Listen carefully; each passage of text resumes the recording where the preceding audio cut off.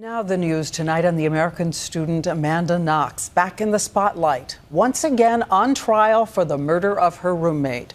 An appeals court in Italy is again holding out the threat that she could be forced back to Italy and back to jail.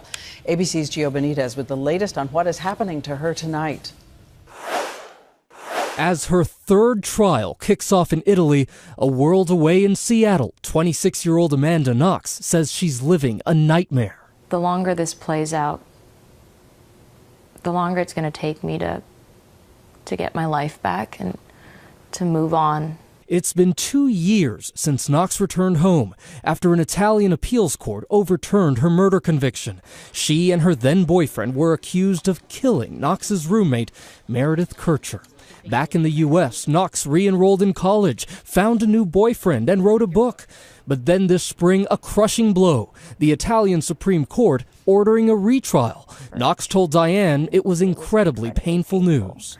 I felt like after crawling through a field of barbed wire and finally reaching what I thought was the end, it just turned out that it was the horizon.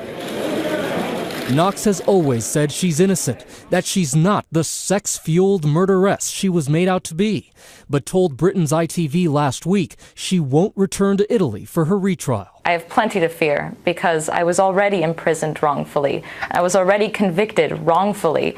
If Knox is convicted again, Italy could eventually ask the U.S. to force her to return. What are the chances that Italy would seek the extradition of Amanda Knox?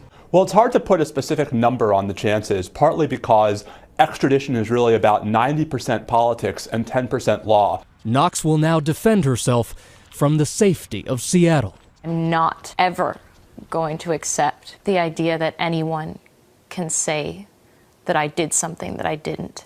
Gio Benitez, ABC News, New York.